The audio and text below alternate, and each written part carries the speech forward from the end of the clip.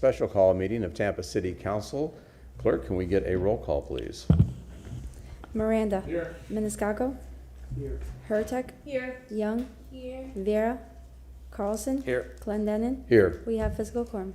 Thank you very much. We're going to start the meeting by recognizing Councilman Charlie Miranda. I recognize you. And I recognize you, There you go. Chairman of the Tampa City Council. We really need to tighten security.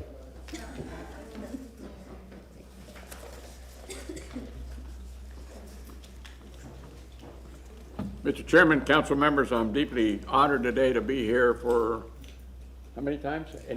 18 times straight, I believe, that this fine department, the purchasing department and staff of the designated procurement, it's procurement month today in the business world that we're in, and the Tampa City Council hereby acknowledges the fact that March has been designated as procurement month. We therefore would like to acknowledge the purchasing department and their staff for their outstanding achievements. This does not come every year if you don't do anything right. You're following the rules, you do what you have to do. You've been looked at by purchasing departments through the country. The procurement process for over 55 years has been going on, and this city of Tampa is honored to have with us today the purchasing director, Deanne Fargart, and her outstanding staff. It's our pleasure to present this commendation procurement month because it's the month of the procurement, and you guys, all of you, and I want you, before I finish here, to come up to the mic and mention your name because I want you all to be recognized, because it's not easy to have a city that has the type of budget this city has or any other city, no matter how small or how big it is, and do it what? Correctamente bien. We've been correctly fine, beautiful. And you all have done this. Charlie Miranda, I wanna say, remember I you know had- fate. And that's why I want a mic here, and I've asked you, Mr. Chairman, for a mic, and I want you to know, recognize me. it's his so I first can time tell you speaking about to the Tampa mic. City I don't wanna Council. forget I have about to- the mic, and that way I wouldn't turn around, but I did it intentionally to catch you. And I'm honored that you caught on. That's why you're the chairman. And what I'm saying is that the facts are what they are. You follow the rules. You have the process you go through. You don't say I'm the greatest. You are, because you met the rules and regulation of the procurement process that they have, not only here, but throughout the country. So all of us in the city of Tampa, including the 7 council members, we say thank you from the bottom of our hearts for doing what you do. And I would appreciate it if you just say a couple of words how it is, and then let your department just say your names and what they do. Thank you so very much. It's my honor to be here.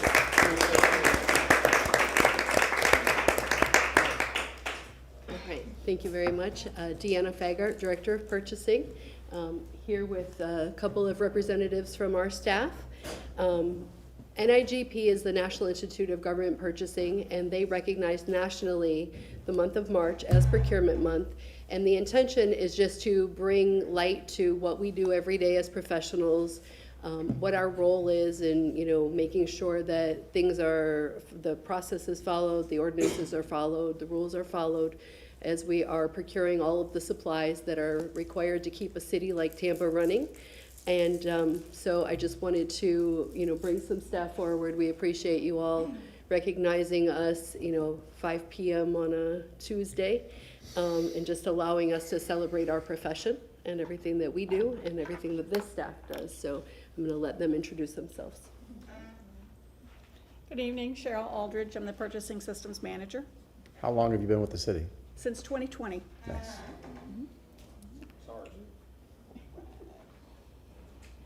Good evening, Council. My name is Celeste Gibbons-Peoples. I'm a certified senior procurement analyst, and I've been with the city 40 years. Wow.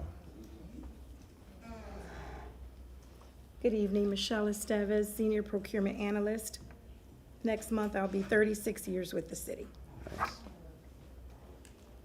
Good evening, I'm Jill Elder. I'm a purchasing technician. I've been with the city for 3 years. Good evening, my name is Chelsea. I'm a procurement analyst and I've been with the city for about 1.5 years. Good evening, my name is Anthony McGee. I'm in charge of the City of Tampa 4 warehouses. I've been with the city about 26 years. Great. And how long have you been with the city? 12 years. 12 years. 2.5 as the director, but Well, 12 years total. I mean, for everybody here, except for relatively newbies, I imagine this department has seen some dramatic changes since you've been, I mean, the difference in what the scope and the scale of the job is just escalated tremendously, so it's just crazy. Just even the last couple of years. I mean, to look at the We gotta budget. roll with it, right? Yeah, exactly. Yeah, look at the budget Stay on just a top couple of years all ago. the, Yeah. And yeah, what you're thank you. Council, anybody want to say anything? We're good? Okay. Thank you. Yeah, thank you so much. And sorry for Charlie making you work late tonight. Very good. Thank you. Congratulations once again. We'll see you next year. Yes. That's okay. Very good. Okay. Item number 2, Citizens Advisory Committee. I saw Mr. Scaglione walk in. I believe I did. There he is. Can I make a point of order real fast? Sure, go ahead. You can No. always make a point of order. I just wanted to say, I think we're going to be done by 7, but I have an urgent constituent issue going on at 7 where they need me to be there, so I'm going to be leaving by 6:45 if we're not done by then. Thank you. That would be a point of personal privilege or information. I don't know which. But yeah, very good. Okay, no point of order. Thank you, sir. Thank you. Very good.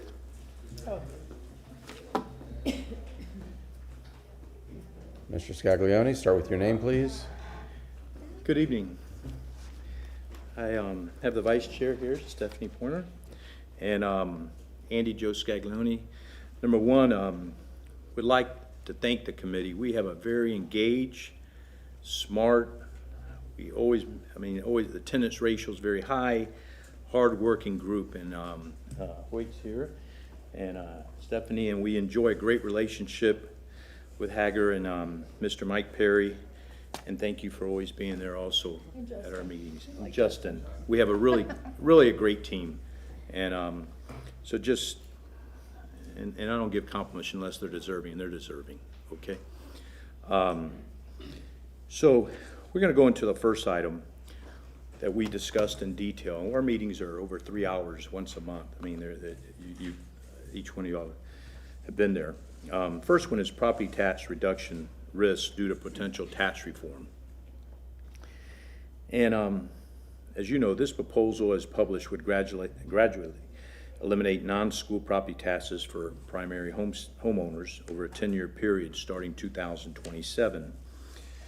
It also establishes protections for public safety by prohibiting cities and municipalities from reducing total funding or law enforcement below the 2024-25 levels. Below, we have handed out, and I know y'all know this upside down, but the public does not. We have a slide from the CFO included in the FY26 budget to highlight the reliance the city has on property tax to fund public safety. A reduction in property tax revenue would Hold on make... a second, Andy. CCTV, could you get this on the public monitors, please? There you go. Okay, continue. Okay, good. So a reduction in property tax revenue would make maintaining public safety levels extremely challenging. As you can see by the graphs up there, we collect $380 million, and of that, 59,700 go into the CRAs.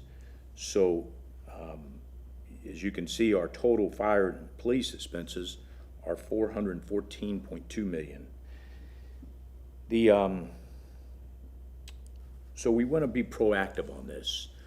We want to start seeing, based on what's being proposed, how that would affect the budget. We want to be very reactive on this because at the same time, we're concerned about a $1 billion decision we're having to make with the raise. And our recommendation is to hold off on a big decision like that because we may need some of the CIT money to fill in some of these holes on CapEx expenditures. I'm gonna construction and land development fees, Stephanie and Good evening, Stephanie Pointer. The property tax reduction, I'm gonna hit on the construction and land development fee study. We're still looking to see that. And I also have included the pink sheet that was pink months ago. The the things that we recommended to you in September. And one of them was not moving forward on any horizontal projects on the CIP, so nothing but infrastructure. Because how can we spend money if we don't know where we're gonna have in a year and a half? I mean, we really have no clue. So to move forward on some of these things, and I put in my notes, I think Station 24, although we need it, we found out that we're not gonna die without it because it's dragged along for 4 years. And so some of these other things that people think are a huge priority and make a huge impact don't have to be done today. And actually, I think some of them are on city council's agenda. I also pulled a memo from Chief Bennett from June the 4th of last year. He always gives me the best Christmas presents. And it says in here that the funds from the CIT were not to be spent on a new stadium. You know, that's, and Andy Joe knows more about that than I do, and that's his baby. You could put that on the the part about. So we're going to talk a little bit about CRAs. CRAs, as you know, we have 9 of them, and they have served a great purpose. We wouldn't have the development we have in these areas if it wasn't for the CRAs. But when their life is over, it's over, okay? And extending the CRA in the Drew Park area further strains the ability to cover citywide services and long-term investments. You're taking away from other revenues, and you are taking away from general revenue. So for us to say that we're not going to be taking away from general revenue is not correct.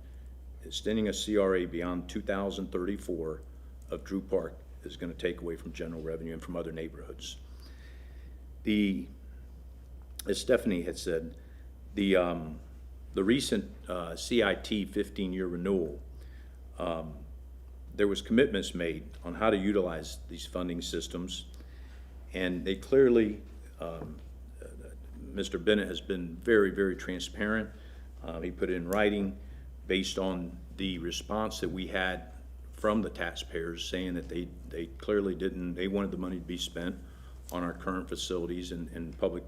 We took out the word, and I'll get to that, community stadium, and we put public facilities that Mr. Miranda has referenced a lot to, and it was, you know, when you kind of think about it, misleading because you can't go into some of these places without a ticket. But that's done, and so I just want to reference the letter from June 4th from Mr. Bennett, and if you look at page 2, it clearly, based on the council meeting. Is that this one? This one right here. Yeah. I highlighted it. Okay. Based on the council meetings and the public hearings we had, everybody agreed that there would not be a new stadium. Now that was on 2/14 of 24. If you go to the BOCC, there was a hearing that day, and the word community stadium was taken out. And it was taken out for specific purpose because there was going to be no new stadium. That was the intent. That's what we told the voters. That's what we went to public forums. That's what this committee did to pass the CIT, because we were all for the CIT, and we went out there just like y'all did in the community. On 4/17 of 24, if you listen to the BOCC meeting, every county commissioner on there said there would be no new stadium with this CIT money, okay? Keeping our word to taxpayers is very, very important, okay? The taxpayers have no tolerance for a bait and switch. We all want the raise, and we all have, I mean, I love baseball. I mean, hell, grew up in West Tampa, playing it all my life, where Mr. Miranda, Councilman Miranda grew up at. So love baseball. I want the raise just like everybody else. But we also have obligations to the current, and that's the Bucks coming up for an ask. It's going to be a big ask. We have the Lightning, a great facility here to keep up, and the great corporate citizens of New York Yankees. Everybody has priorities on this council. I've heard through many years. Mr. Carlson, drainage, making sure that you don't have flooding in your areas. Councilman Rivera, they're all about, fire stations. our new council member, affordable housing, Ms. Young, Councilman Young, affordable housing, Chairman Clendenin, the streetcar, transportation. I've heard you talk about streetcar many, many times, which, I mean, we need it. It's not a matter of wanting it, we need it. Councilmember Hartack, better transit, better buses for our people. Maniscalco, I've heard you many times, parks, you're a big advocate of parks, Mr. Miranda, water, because we need it every day. So everybody has their priorities. And as elected officials, trust, again, depends on transparency. And Tampa taxpayers deserve to know the costs, the risk, and the long-term obligations. Again, notwithstanding the effects of this property tax reform that will be on the ballot in November. We don't know what's going to be there, but something's going to be there. I'd make a 99.99%, and that's going to affect us. So we need to be very careful before we're making billion-dollar decisions on how this is going to affect our budget, because every one of y'all have priorities that y'all want to achieve. Again, we want baseball, we love baseball, but we just need to be very, very, just watch out for the taxpayers. That's the bottom line. Thank you very much. Stephanie White? Thank you. Okay, thank you very much. Any questions? Councilman Carlson. Yeah, and just for the public, maybe my colleagues will correct me, but I don't think we have on the agenda any requests for baseball right now, but it's good planning for the future. I wonder, Mr. Scaglione, you probably saw the presentation last week on the total debt. Now our bond ratings have gone up during the same time our debt has gone up, but part of that is because we replenished the reserve fund that was rated a few years ago. Do you have any concerns about the total debt? Does your committee have any concerns about the total debt of the city? There are several projects that the administration has proposed that could add $500 million or $1 billion more in debt in the next year. Do you all think that's a good idea, or how do you feel about the debt now? Thank you. I'll answer that, but I'll give, would you like to speak first? Oh, I still am dumbfounded that it took us 3 hours to get the answer to that question the other day. So, bottom line is we're spending money that we don't have, and we don't know if we're gonna have a paycheck come election time. So, we really have to, start saying no until we figure out whether we actually, it's irresponsible to spend money on a want when we don't know if we're gonna have the money to pay for our needs. If we can't support public safety, how are we going to pay for anything else? And yes, there are some sucky places in town, and since the last time we were here, we visited Big Blue, and we saw, the issues with Big Blue. Big Blue is basically a large warehouse, storage house. And is it pretty? No. But does it keep things dry and safe? Yes. So, can it last a couple more years? My guess is probably. Does anybody like it? No. I guarantee you they don't. They want a pretty new building. But unfortunately, we have spent all of our money on other things like Hannah Street that's totally underutilized. So I try not to be. I'll sum it up. Debt is not your friend, okay? And good times, leveraging debt is great. Bad times, debt can get you in a lot of problems. We've discussed this in our committee, and we're not so concerned about the enterprise funds, the monopolies, the sewer, the water, the garbage. And that's the reason we have such a great, one of the best ratings in the United States. Our concern is general revenue, okay? And if you look at the general revenue, we can't even do a fire station without bonding. We can't even do a park without bonding. And you know why? Because we're tapped out of general revenue. We're tapped out with general revenue. We have to go out and get bonding for everything. So, no, debt is and I'm ultra conservative, and the committee actually is very conservative also. So we are concerned mainly about general revenue debt, not enterprise debt. Councilwoman Hurtak. Thank you. Thank you for this conversation. This has been great. Look forward to having you all have some time at the budget as well. to do this. So my question is about the CIP and any thoughts on that as we go into the 2027 budget. And for those who don't know, CIP is capital improvement projects, so or program, I believe it is. But so any thoughts on that? Anything we need to? I mean, it kind of goes to the last conversation about bonding, but what are your thoughts on some of the CIP? Can I reel this in just a bit? Because I'll be honest with you, I almost wanted to gavel Andy out of order in the beginning. I'll be honest with you, I had to resist the urge to gavel you out, because what I felt like a lot of that presentation was Andy Scaglione and not representing the decisions or the group thought of the committee. And your invitation here tonight was to represent the committee as a whole and just share their opinions.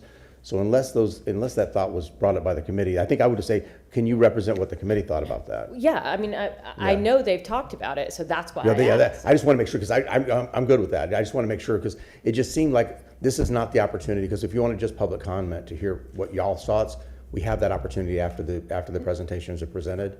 But this invitation is just based on you representing the consensus or the votes of your committee. Yes, and that's what I want to hear about the CIP. Good. Okay, good, thank you. Okay, go ahead. Yeah, let me just say this. Anything that we said today, this was voted unanimously in our committee. Okay. So it's not me. I want to make that very clear to you. So that actually is off record to say that. Very off record to say that. Actually offensive to say that.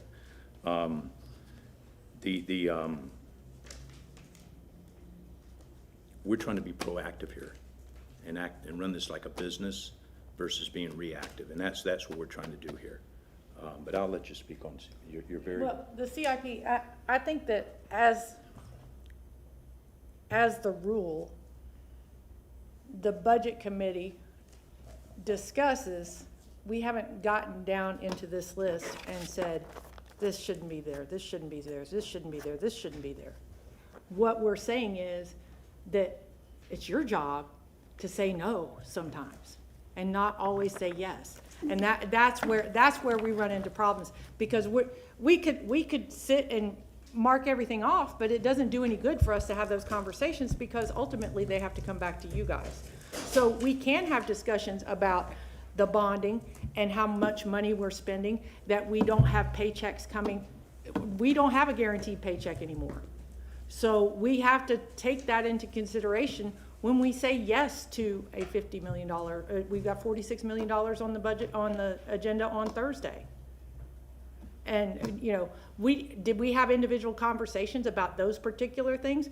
Not as one fell swoop like here, but that's, you know, we are doing other things in the meeting, and these are the big fish. What I gave you on that yellow paper is the big fish that we all voted on and voted to come here with, and there's not bias in it one way or the other. That's what we decided as a group to send forward. And I understand if Mr. Scaglione, because that's why it's written out, because Stephanie Pointer has opinions too. So I can't judge him, because I've gotten up here before to represent the committee and kind of gotten sidetracked and had to pull myself back. But I don't disagree that everything that Mr. Scaglione has said this evening wasn't the thoughts and processes of the budget committee. Yeah, and just to be clear, like I said, that's why I didn't gavel you out, because I wanted to give you that benefit of the doubt, but I just want, and some of it was how the question was first phrased. I want to make sure it wasn't your thoughts, it was the committee thoughts. You know, I want to make sure what you were expressing was the committee thoughts during this time. And then at the end of the presentation, you want to come back, you got 3 more minutes at the end to be able to express Andy's thoughts. So No. I'm here for the committee, on behalf of the committee. And I use the word you, meaning the collective. Yeah, okay, good. Okay, very good. Excellent. Okay. Anything else?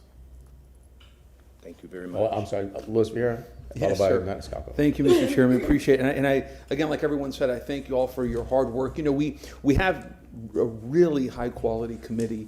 The 3 people who are there bring a lot to the table. And I know we're all very thankful for y'all's work and service, because, you know, I know you guys get paid about $120 an hour. No, I'm joking. But yeah, so we're very, very thankful for that 100%. You know, and you talk about the the tax issue in Tallahassee. I've always said with that I hope the legislature takes the position of mend it, don't end it, which is, let's hit a single with this, not a triple. It looks like they're going to go for a home run on this.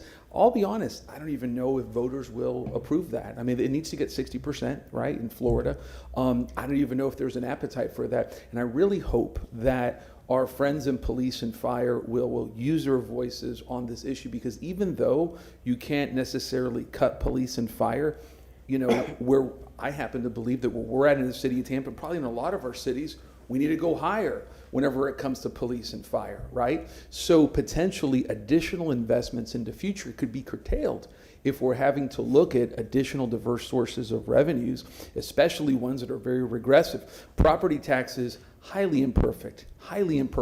In life, there's black and white, and then there's gray. Property taxes are often in the gray. But I think that what's being discussed is an extreme that's going to undermine us in our ability to just provide for people here in Tampa, and it will, in spite of assurances, I believe, undermine public safety ultimately. And so I hope that the voice is used on that issue. Again, we do need property tax reform in Florida.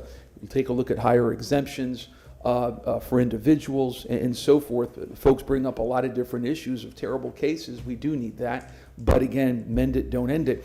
You brought up the raise, and I'm not going to, get a whole bunch into that, other than it's the biggest issue that I've dealt with, me as an elected official in my 9 years. This is huge to the future of the city of Tampa. This is huge. Like all for transportation. Have we been able to keep that? Would have revolutionized us. This is a huge issue. And I'm very uncomfortable with the small timeline that we're given apparently on it. I don't like that. I really don't. This is huge. I agree with the idea that I really wish we could take a look at first, see what's going to happen in November before having a final vote on this issue. But again, this is a huge thing. I've talked publicly about some things.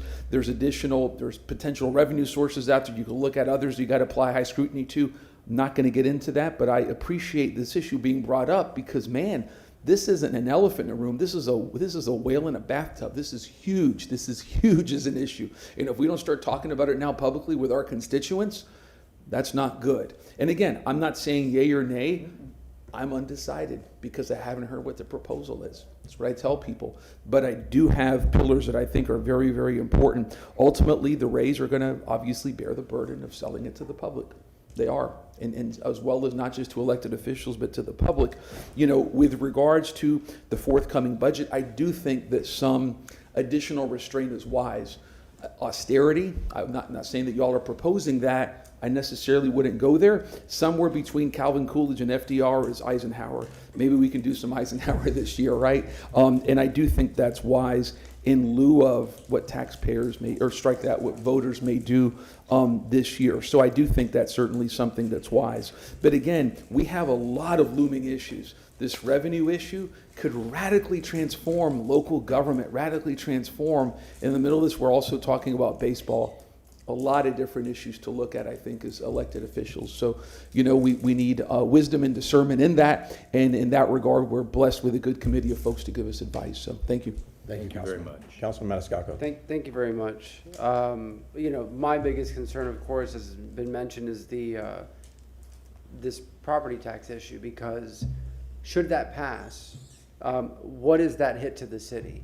And how does it affect our revenues? And what is the alternative method? Is it going to be raising the millage, which defeats the purpose? Or doing some other increase where you're telling, or you're trying to sell to folks, we're going to get rid of property taxes, but you're going to raise their fees or taxes on the other end, and they're going to be paying the same or more. So then what? It's just all political without really solving the problem. You had mentioned, Mr. Scaglione, about, debt is not your friend. And I agree. I don't like debt, but, we have AAA bond ratings. If we're able to borrow at the lowest interest rate, if it makes sense, it makes sense. But it should be a last resort. That's why last week when we talked about the CIT and the revenues, what will that CIT 15-year renewal generate, and what can we pay for with that CIT? I'm talking about, police, fire. I'm not talking about baseball. I'm talking about the needs. How much can we pay with that revenue source without bonding? Bonding should be the last resort. Saying, hey, we can pay this over a few years. We can factor in any escalating costs without having to go to the credit card or to the bank or, however you want to call it. So Councilman Vieira, I mean, really said everything.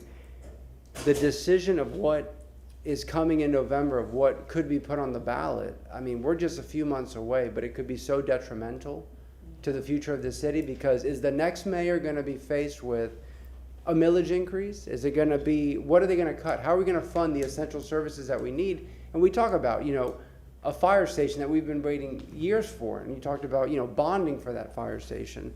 How much more in the hole are we going to be? How much money are we not going to get in as a city? And what is our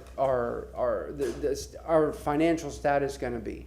So there's a lot of big decisions. There's a lot of money. I had mentioned last week regarding the amount of interest that we're paying over the life of what we bond. It's a fortune. It's a fortune what we're giving away to the banks. So going back to the CIT, and I know it's just a short renewal of 15 years, not the standard 30-year that we're in right now, that we're finishing in, but we should use that money wisely, and use bonding as a last resort, or, look at what we can fund with the cash flow, the existing cash flow, or what we're going to get. So there's a lot to think about here, and I appreciate all the members of the board, because, 3 of you are here, and there are a lot more, and you work, tirelessly, and it's a volunteer position, but you truly go above and beyond.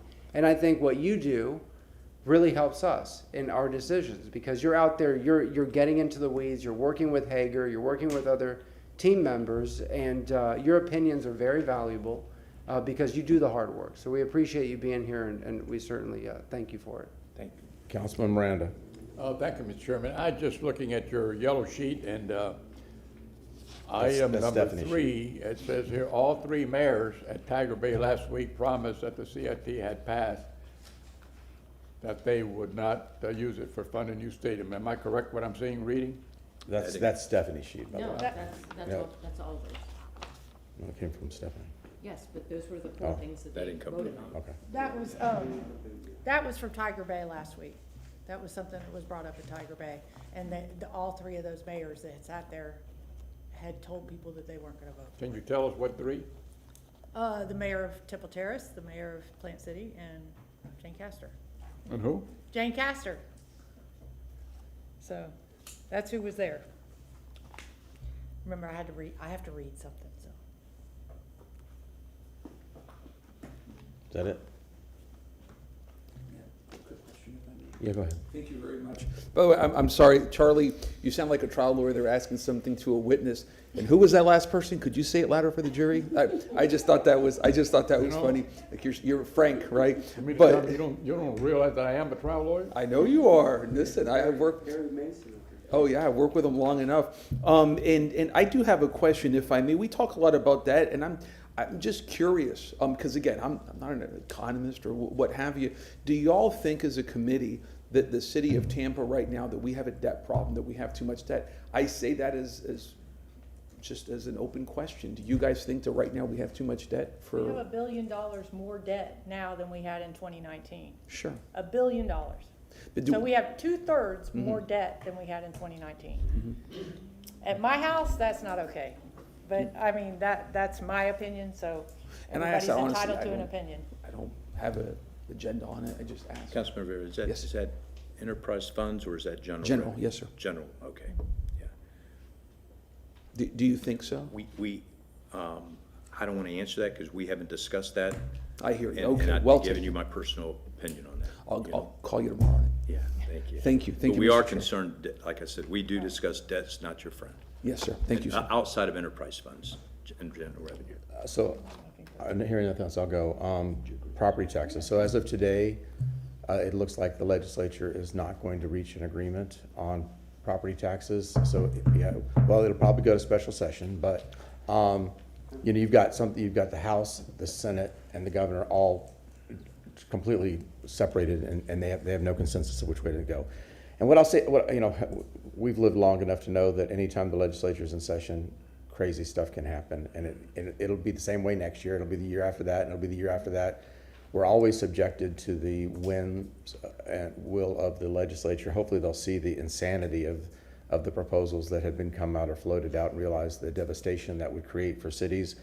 You know, we're just one city and we're just one county, but there's 67 counties, and I don't even know how many cities are in the state. 411. 111 cities? 411. 411 cities. It's got to be 111. 411 cities. Good. So, you know, the devastation this would create, especially to small towns, small cities in the state. I mean, this would completely wipe them out. So, I suspect, you know, we have to, whatever happens. We'll have to pivot. And as I think Councilman Maniscalco, the reality is we're not going to discontinue police and fire in the city of Tampa. We'll just have to raise money elsewhere to be able to pay them, and more people will suffer. It'll be less equitable, and it will hurt. It'll hurt, but we're not going to discontinue this critical services. So it's not, people are still going to have to pay for it. It's just how they pay for it, where the tax money comes from. On the bonding and debt, I think we brought this up at our last council meeting. We're like, I think number 2 in the country we were rated as far as like the debt per person in the city of Tampa. So it's, and I think that, and I want to make sure, I know I've said this from the dais many times, there's a difference between bonding generational type of infrastructure and like what we're doing with our pipes and our sewers and our stormwater and all those types of things, or even, you know, large scale buildings like our fire stations, or, you know, maybe future police station. And part of the reason is because you don't want senior citizens, you're 90 years old living in the city of Tampa, you don't want to pay out of your taxes today that infrastructure that people are going to be using for the next 30 years. You want to be able to amortize that over the useful life, just like a business does, amortize it over the useful life for that product, and we do that by bonding. So that's just fiscal responsibility. What I am encouraging, I think we'll probably have this conversation tonight, is the things that break down. Like we shouldn't bond vehicles that are only going to be used for 7 years, because now for the next 23 years, people are going to be paying for something that nobody has seen in 23 years because that thing went to the junkyard 23 years ago. Or the air conditioning, you know, we talked about that with the convention center. Those are the kind of things we shouldn't be bonding. Those are maintenance, those are pay-go kind of pay-as-you-go for those type of functions. We absolutely should not be bonding that stuff. But yeah, if we're doing large-scale projects, the generations that use that product should be paying for that product. And, you know, and the people that are moving to Tampa, you know, so we're all living in Tampa, investing, and paying taxes today. I don't think that, and then all these people that are coming, why should all the people that are here today pay for everything they're going to be using 15, 25 years from now? So I think bonding is appropriate where it's appropriate, and I think we're in a good place in the city of Tampa based on the information and the subject matter experts I've spoken with. The CIT, I think that is kind of like a little bit of a red herring, and I may be wrong on this, but I believe that reference how this battle is going to be fought at the county commission, or this discussion is going to be had at the county commission. They have a much bigger bite of this apple than we do, of course, because the revenue that they're generating versus the small amount that we get. And I think that once the county commission is going to make these type of decisions, and the legal decisions, you know, what we can or can't do with it, what's appropriate, what's not appropriate. Again, that decision is going to be made long before it comes to us, and we'll get that answer, and we'll deal with whatever we have to deal with. And on the extending the CRAs, I think you'll get some pushback. Like East Tampa would love to extend their CRA because they still have a lot of unmet needs there. I think Drew Park is another one of the same. Not taking aside the proposals, but these areas that we still have a lot of blight and things that we need to target. I don't necessarily be a bad idea to extend them. I'm not taking a position one way or another, but I also know that improvements in those areas are much needed by the people that live there. And we have to recognize that the mission is, obviously the mission is near complete in the downtown area and Channel Side. We're getting there in Ybor, maybe not quite yet, but in those other CRAs, I think the mission's not complete, so we still have areas that we need to improve. I'd love to see, I think we've talked about Sulphur Springs here quite often, and I don't necessarily support creating a CRA, but I'd love to see us do dedicated funding specifically targeted at Sulphur Springs for that very reason, because we have blight, we have hardships, we have a community that needs to be lifted up. So I'd like to see something done there. But those are just my thoughts and my observations based on the stuff that was brought up. Does anybody else have anything else? Okay, very good. I agree with you regarding the generation, but hopefully a laddering effect, what we call the laddering effect, corrects that, because you're never going to have one capital improvement for 20 years. You're going to continue to have them as the city, the infrastructure breaks down and as it grows. Regarding the CRA that we talked about, Drew Park actually has a surplus. I mean, I have it Yeah. here. We get those reports. Yeah, it has a huge surplus. You know, the laddering thing, that's the good thing, that we have a city that grows. The problem, you know, what a city runs into the trouble if they have stagnation and they don't grow. But because we're a growing city, and of course, then we're a growing city, the needs grow as well. So that's why we have to constantly keep climbing up that ladder, because, you know, the mission gets bigger and bigger. In fact, if I may, Mr. Chairman. Go ahead, Councilman Miranda. What we're talking about, bonding and not bonding, when you look at the pipes program, that I don't know if all of us was here when it started, I'm not sure. Maybe we were. But what I'm saying is a program that started out with paying as you go, and it's still paying as you go. However, because of the increases of the projection of what the total cost was, it wasn't figured out. It's going to take 20 or 22 years to finish that program. Right. Because over 2,000 miles of pipes of water lines and 2 Chevy treated lines are putting down, or 4,000 miles. And you have to do it, hard work, hard labor. But it's the only thing we could do, because we were spending $30 to $40 million a year just repairing the same pipe that broke every other week. Yeah. So when the new people come in, they'll be paying their fair share. And next year, you'll have some increases in the different things that we have to do when the house is sold, and the cost of doing business in the city is going to increase. I know it's going to go another year or so this way, and then it'll change. So the taxpayers will be getting a little relief, not much, but that PICE program is going to increase because the escalation of costs is going up higher than expected. Right. So these are the things that we're doing now. I believe it's $8 now on the water, and $8 now on tertiary treated water going out. So, I mean, but we're doing a fantastic job, and we're not paying not 1 penny in interest. But I don't know if it will be that way at the end. I'm just being upfront. Yeah. Okay, well, I think we'll close out and saying, Charlie Miranda, that's a really nice tie you have on tonight. Pardon? I like that tie. Thank you very much. Thank you. Just to give you a summary based on, you were talking about the CIT, on the county level. On the city level, we have about 253 million projected based on the 3%. Over the 15. Right, which I think we, you know, to raise it up to historical 4%, you need a cushion. You don't know what the future is gonna hold. So there's not I don't think we have a surplus. But of that, 165 was for the current sports facilities that we have. In the county, it was 597 of public facilities. Of that, 545 would be among the sports facilities we had, and 52 million would go for parks and conservation. The accumulative of those two would be 710 million. So the city does, I mean, the city's 165. That's taken out the 88 million for parks and conservation, just to kind of give you my point was that their conversation is going to happen over there, and we'll get the winds blowing this way from whatever they decide. Yeah, very good. Thank you very much. Thank you, Andy. Appreciate it. Thank you, Stephanie. Very good. We're not doing public comment, not till after, because it's a workshop. They were here on behalf of the Finance Committee. Okay, very good. Okay, so we have now finished our presentations, and we are to our one and only workshop item.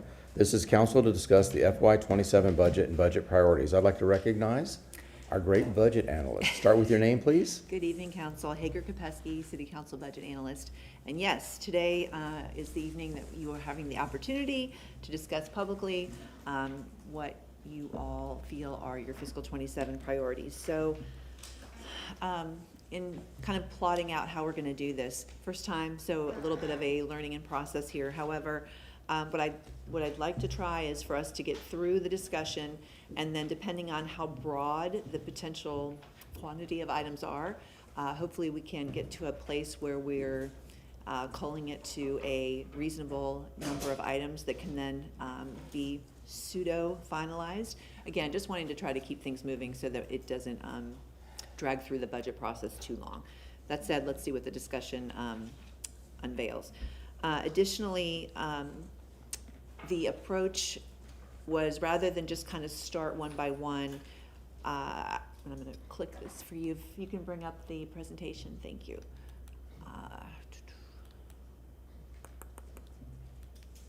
There we go. So we'll talk about that. So I'm suggesting that we go through the major categories being those that the city actually defines during the beginning of every annual budget process. And so these are what I would call the 5 overarching goals. And as you've had time to think about what you want to discuss here, I'd like to suggest the chair basically goes one by one, and everyone gets an opportunity to determine if there is something within that category. I will be continuing to take notes as well as observe the conversation. And then once we get to the end, we can certainly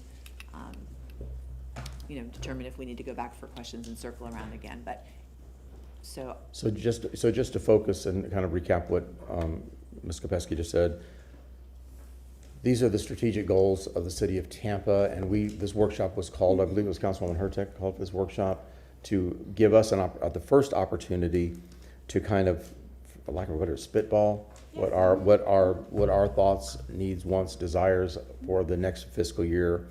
And so that we could start, this is a broader look, and then we can start honing this down as we move through the budget process in our proposed workshops, and then moving into the, after the mayor presents her budget to us. So I see Councilman Carlson, you wanted to start? Well, No, I just wanted to ask a point of clarity. Did city council approve that, or is that just the mayor's priorities? It says city of Tampa. right, it is the anybody data remember if we- provided. I'm going to answer you the best way I can. It's the data provided on the website and as part of the overall budget tools. So by virtue of approving the budget, I would take a leave. yeah, that was but the yes. framework of the budget. Yeah, I mean, we probably would agree with most or all of these, but the other thing I want to mention is the last time I remember we did a meeting like this was maybe like 6 or 7 years ago, and the problem was we had the majority of votes on council to move things forward, and so that's why we started pushing, but we still couldn't get the administration support. Maybe putting them under these buckets would help, but considering that the mayor has 1 year and we have 1 year as this group, I hope that the administration decides to collaborate, because we're out listening to the community every day. We hear what the community wants, and last time they didn't listen, so I hope they will this time. I think this is, I know you're talking next, but I think what this is important is, like we were talking about the social action funds and stuff, we said, how do they fit into our strategic goals, so, to justify spending city taxpayer money. So I think that's real, I actually like this, because it gives us a little bit more definition. I don't necessarily, if you wanted to expand something, if you see something that's missing, Exactly. It doesn't mean that we couldn't add something to it, but at least it's a jumping off point. And I'm glad he said that, because I think there may be a need to add a couple things, but yeah, this was the Yeah, general. jumping off point. Councilwoman Young.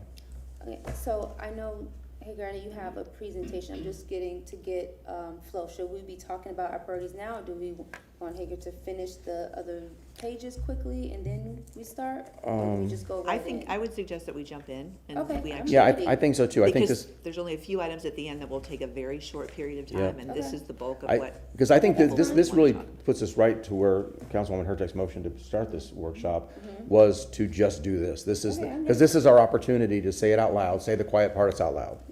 Can I set that? Do you want to start, since you have the Can I microphone? just set the stage? Yeah, Councilwoman set Hurtek, the stage, is that yeah, okay? and then Okay. Yeah, I mean, Councilwoman Hurtek. that was the whole point of this, is to But you didn't simply make the just share what our thoughts are, because we cannot talk about this behind the scenes. We aren't allowed to talk about things outside of the sunshine. And we don't generally know, when it comes to July, how all of us feel.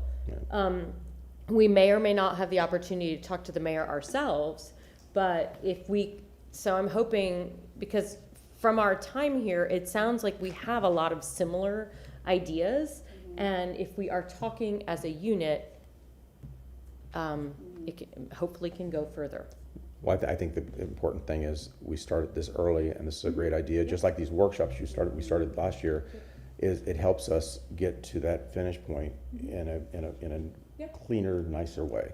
Okay, so I'm ready. go. You've got the floor. Alrighty, so, okay, make sure you give me a timer. All right, so. Yeah, okay, we'll a start few- 5 minutes and then 3 on the second round. 5 minutes? And 3 on the second I'm round. gonna have to talk, can I do like 6? No, because we'll have other rounds. Okay, all right, so I have a few items, and that kind of, fit in with the strategic goals, but I also just kind of listed them out, and I want to kind of talk through them.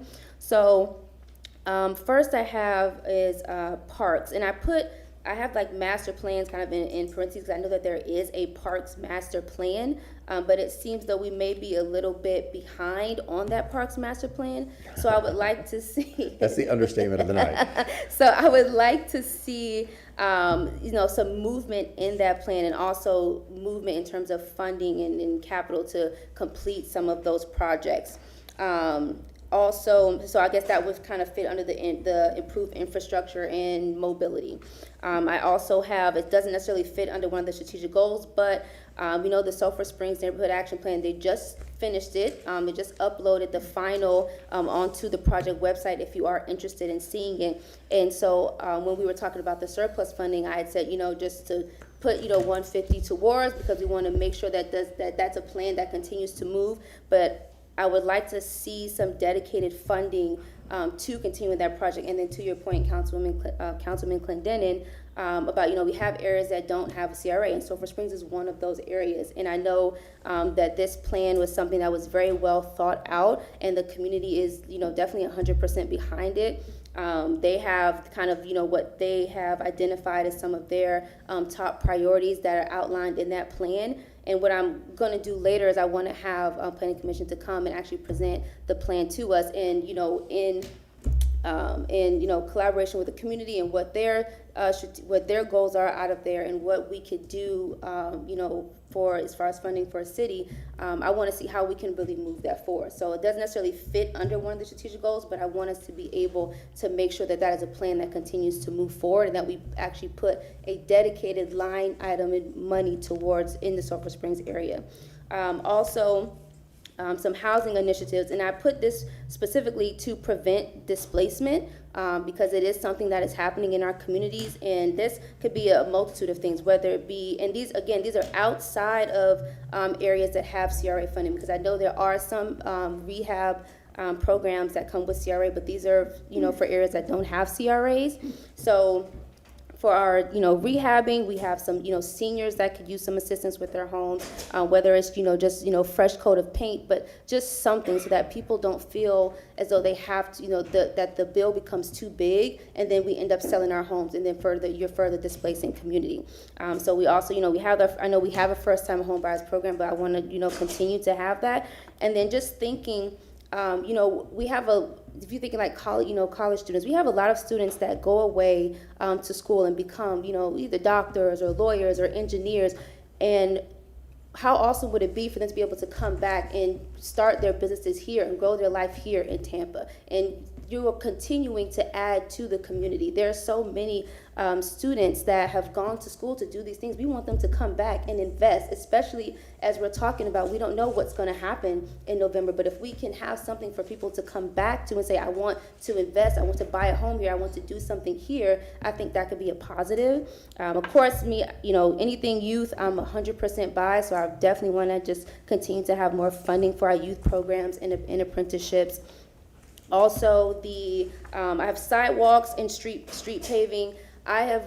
We just got a call this morning about sidewalks. Our office is getting calls or talking with people on the daily about just their sidewalks. And I just was meeting with Hillsborough, someone with Hillsborough County Public Schools, and that's also our duty to make sure that kids can walk to school safe and have a way to get to school safe. So I want to be sure that we really put some emphasis on that, and I know that could probably be under the improving the infrastructure and mobility, but just overall street safety. We have areas that have a lot of seniors and they have no sidewalks. They're walking in the streets.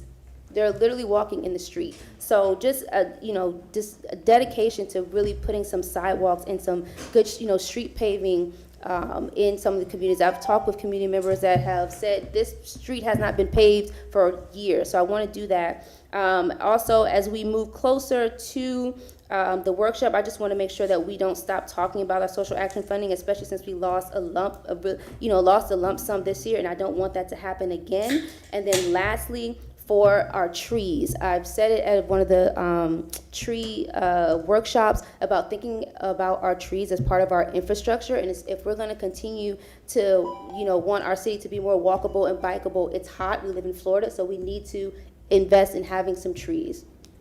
Okay. And your 5 minutes is up, but Thank you'll get you. another round. Thank you. I think you highlighted probably another addition. There may be quality of life. Yes, Yeah, so absolutely. just, yeah. Mhm. Councilman Maniscalco, followed by Councilman Vera. Okay, well, And then thank you very Councilman much. You know, I want City of Tampa to succeed. I want us all to succeed. And next month marks 11 years that I've been on this council. And it was completely different. And I say different in the sense that we've invested a lot historically, in the last 11 years that historically we have not.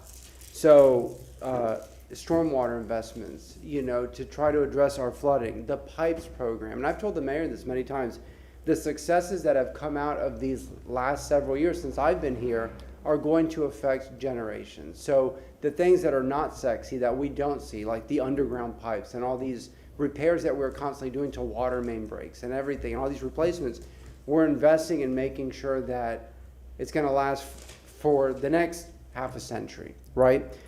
With that, this council specifically, I mean, I want to highlight my colleagues. You know, Councilman Clendenin championed increasing the paving budget. Roads are getting paved at a rate, yes, there's a lot that needs to be done, at a rate that we haven't seen in a long time. And people are happy about that. We're getting a lot of compliments. Councilman Vera has been a champion on public safety. He's going to be gone in November, although I'm going to miss him tremendously. But he's been fighting for, you know, the fire station and other improvements. He talked about K-Bar. He's talked about, I mean, I could go on and on if you listen to Vera. Councilmember Hertag brought up transportation, and she championed, you know, Route 1 and the bus service, things that we don't invest in because it's a county priority.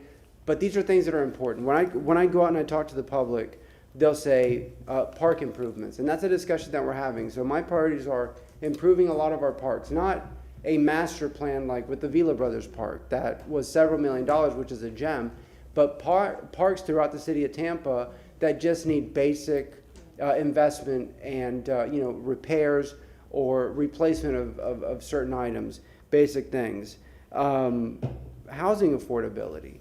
This body and the previous city council has invested in this administration a historic amount in making or trying to make housing affordable, investing in affordable and workforce housing, bringing up what we talked about a little bit ago with this tax exemption with the property taxes. It's just going to further exacerbate the problem, and it's going to keep us going backwards instead of forwards and eliminate the progress that we've made. Because people are going to come down to Florida in larger amounts, you know, as we saw from COVID and whatnot, and they're going to say, oh, if I homestead my property, I'm not going to be paying what I'm going to be paying in other states. And that's just going to hurt the people in Tampa that are just trying to make it by. Can I make a suggestion? Because I was really trying to get us out of here relatively. No. I'd like to see, and we'll start this, is that in your discussions, throw out your 1, 2, and 3 budget priorities. Let's just to get this conversation going. All right, then I'll wrap it up because I can talk forever. But my number one priority, we talk about transportation, and that's a bigger discussion on expanding the streetcar and whatnot. But what can we do with this budget coming up is road resurfacing. We did it last year. We increased the budget. People are seeing results. We need to continue on that. Investing in our parks. I'm not going to be asking for another Vila Brothers Park, which the mayor and my colleagues supported, but visiting parks throughout the city of Tampa, you know, equipment replacement, basic maintenance. I mean, a lot of parks have been neglected, and I don't blame anybody. It's just we have so many parks and only so much manpower and so much money. But focus on that. The social action funds, Councilmember Young brought that up. A lot of organizations saw cuts, not to play favorites, but they're all good organizations. They all contribute to the city and the quality of life. And I want to make sure that, you know, no one is left behind. Some folks saw their numbers go to zero. I know we've talked about this, to get them something, because the return on investment with the social action fund, you really can't put a dollar amount on it. So I'm going to leave that as my priorities, because out of respect for my other colleagues, you know, again, I want us all to succeed and not, I want this massive project and suck away all the funding. I want equity, which leads to success. That's it. Thank you. And let me circle back to Naya, because I didn't pose that question to you. What would be your top 3 priorities?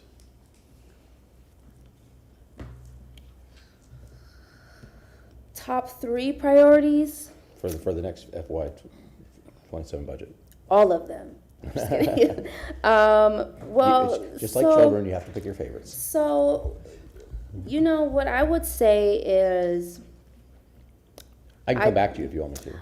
no, I mean, so for me, I feel like, so one, I know like I know we are continuing to do, you know, the street paving. I feel like the street paving and sidewalks kind of fit in with each other, so I feel like it's fair to lump them as one.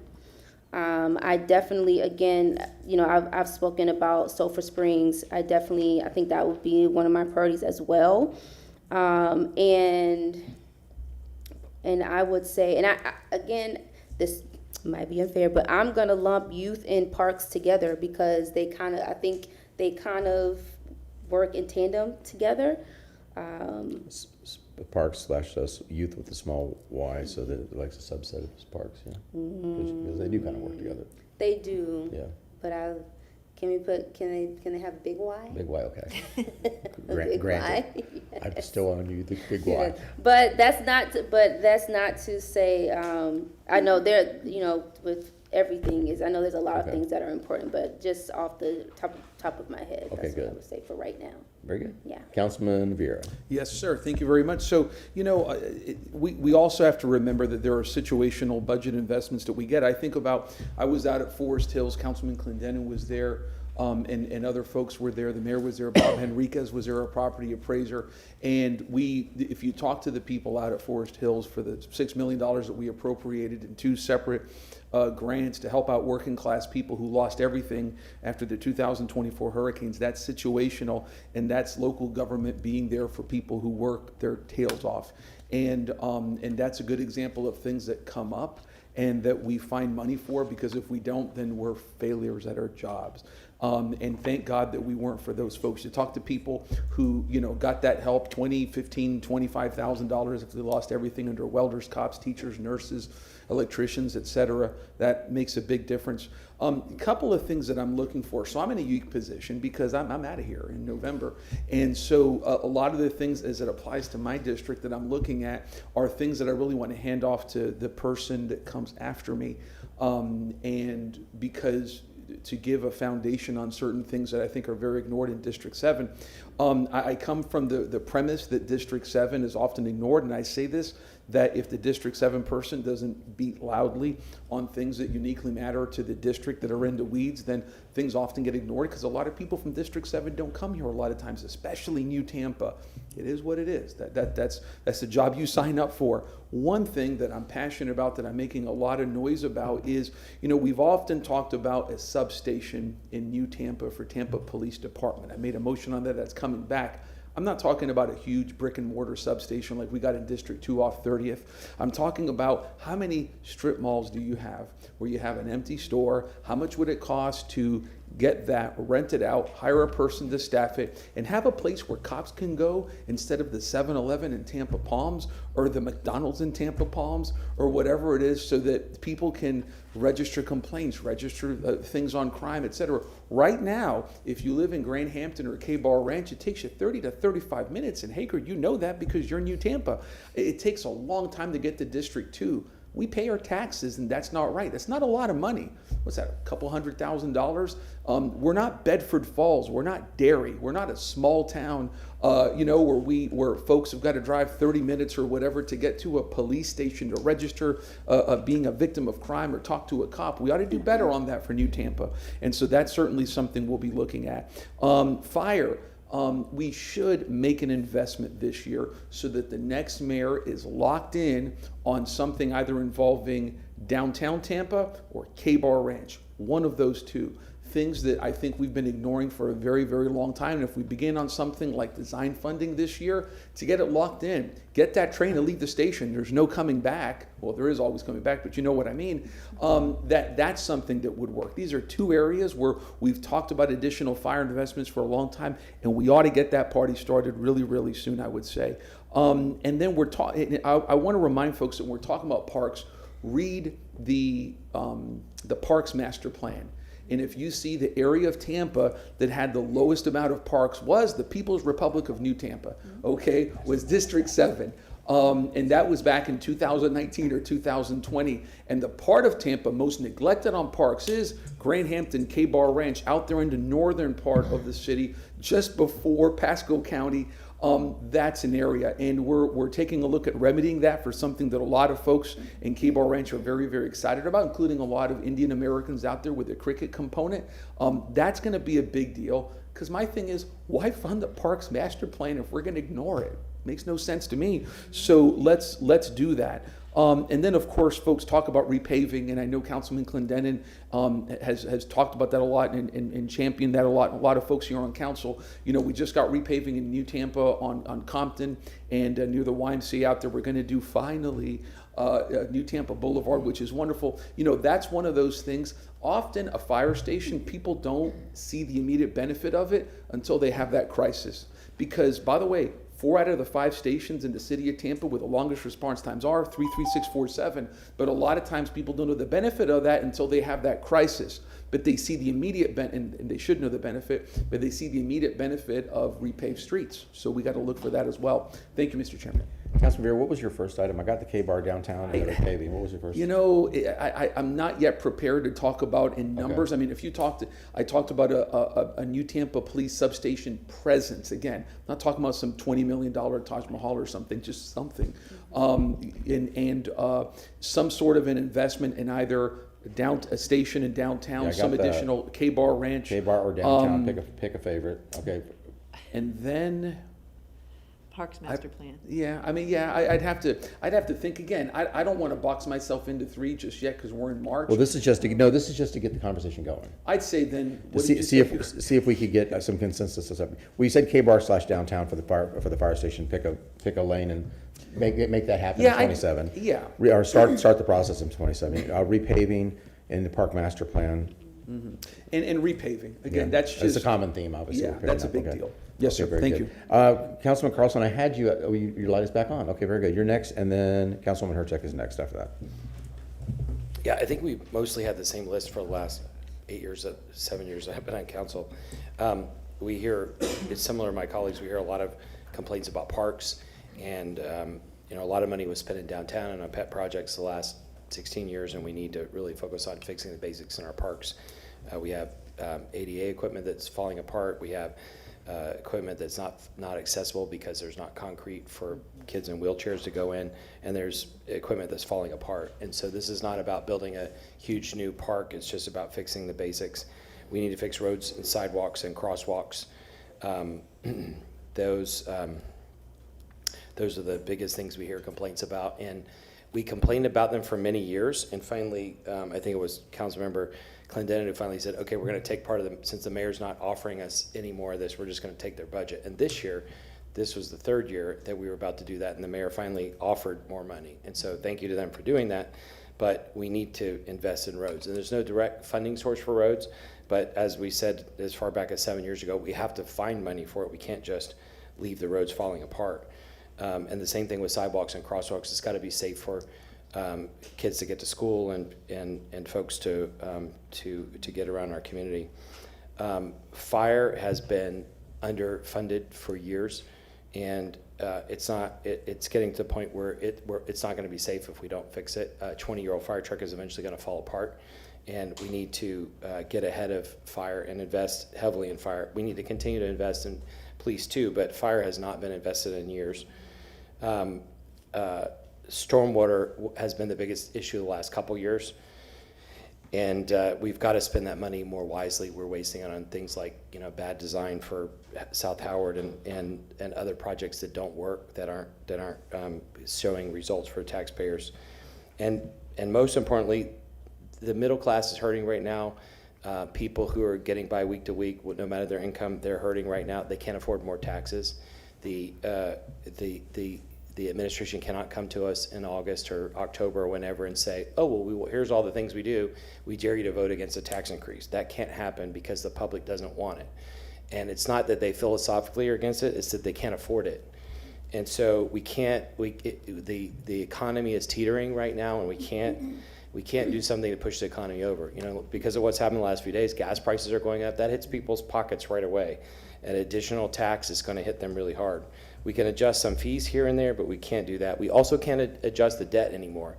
The data we saw last week to some extent was cherry picked, and the folks I had look at it are very concerned about where we are right now. And so we can't afford to add any new debt. The administration can't come to us and say, well, we've got $1 billion worth of investment to make. We're going to propose a new tax increase and we dare you to vote against it, or we're going to have debt and we dare you to vote against that. The last thing, and I say this every year, every administration, not just this one, tries to cut side deals. And as long as they can count to 4, they try to cut side deals, and they come and say, hey, you know, if you vote with us, I'll give you this or I'll give you that.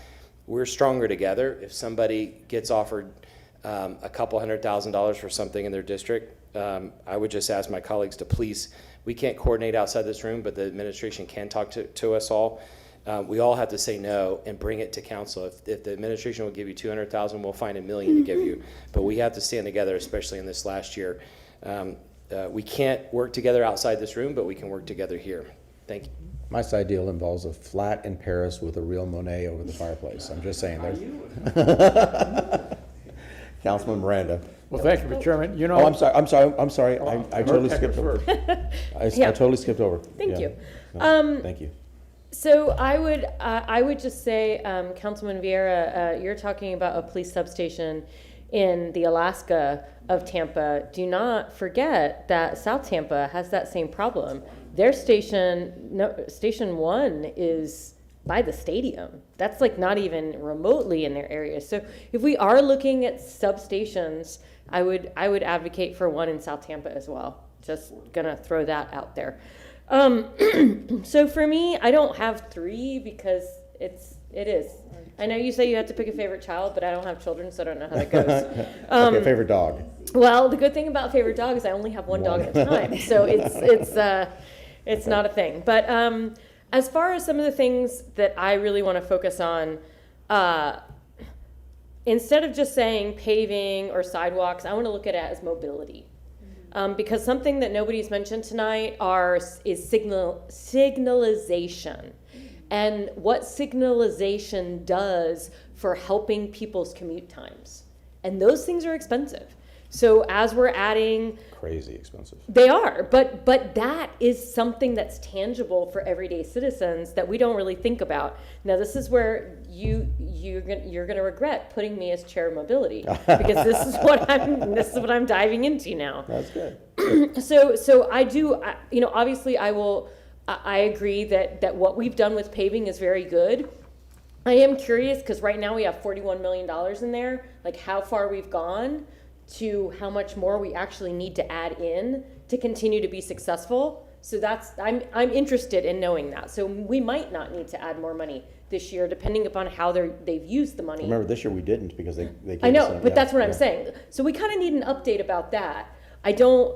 Obviously, I think we're doing a great job. We now have our second paving team, so let's keep going with that. Sidewalks, the $2 million extra we put in from the 25 budget, we need to do more for sidewalks, and we need to prioritize parks and schools, sidewalks to parks and schools, and I know that's something. Something else that's been huge has been the e-bike grants. I don't know if any of you have gone to those bike rodeos. They've been insanely packed. People love them. They want that. So I think we put $500,000 toward that this year. That might be too high. I'm not quite sure where we landed, but a little more, not a ton more, but a little more to the e-bike grants, because those bike rodeos have been so successful. I am going to still champion for transit money for HART, whatever that might look like. I can work with HART on that, but the increased frequency is important to people, so I do want to kind of throw a placeholder for that as well. My second focus is going to be on housing. It's something we only Councilwoman Young mentioned. Tampa Hope, we have tripled that. The ability for, we've tripled the attendance there, but we haven't tripled their funding. So what are we doing for them? I've been talking to Chief of Staff about that, and they could use some more money to help with what work they're doing, and that is keeping people, not completely, but it's helping keep people off the streets, and we need to fund that, especially with what's going on in the economy right now. Along with that, the Community Land Trust, I've heard that the city has now has an agreement for community land trust, we need to fund that. Also, we need to learn about it. I'm just hearing about this from third parties. So I'd really love to know what their community land trust looks like and what kind of money we can put toward it to get started on home ownership for the people who live in this city. And then third, I will go along with parks and maintenance for parks, not brand new, giant parks, but fixing the issues we have in the parks we have. A little glow up is what I like to say. And I do read, I have the Parks Master Plan on my desk, so we do look at that often. But what are the little things we can do to improve those parks to make them just less tired? A little something that folks can go to. Also, stormwater.